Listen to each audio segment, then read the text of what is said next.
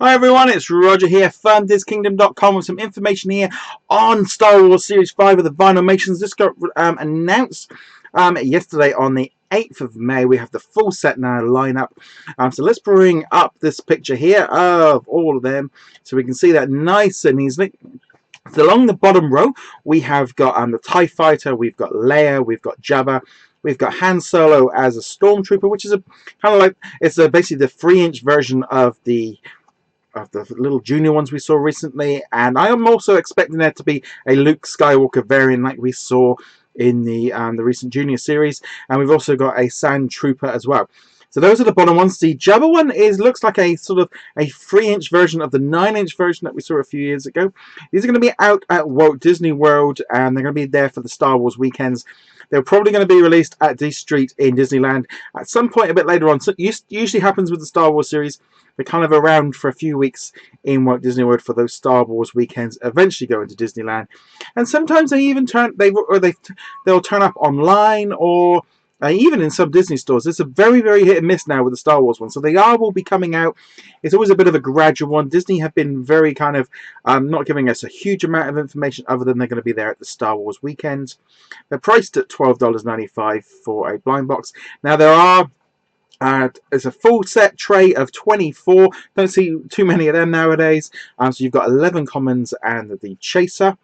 But also along the top row. So I'm going to bring up this the information I got. Now this was actually Arjan. He is our resident Star Wars fan to really kind of give me some information here. So if I pronounce these wrong, you'll know what I'm saying. So we've got the Death Star droid on the top row, which kind of, these are kind of they looks like a bounty hunter kind of thing.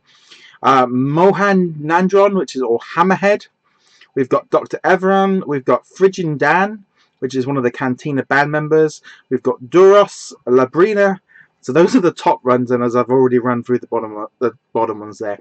For me personally, I'm gonna be honest, I was not blown away with this series. I was slightly disappointed. We'd already seen the TIE Fighter, Jabba, and sort of Leia before, but I just found this whole series just to be a little bit lackluster. I'm gonna be honest, that top row just don't feel like they're going to be something that a lot of people are going to be that interested in. The bottom row I think people are going to be into. The top row I think unless you're a real hardcore Star Wars fan, and I know there's a lot of other people out there going, they love them, and I think that's great.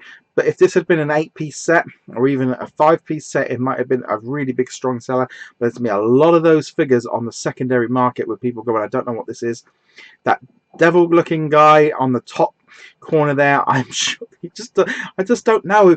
I feel really bad because I love the Star Wars ones. I've got all the Star Wars figures up to now, but I'm going to be honest, I'm only probably going to pick up a couple of these figures because I just don't dig at the top line at all.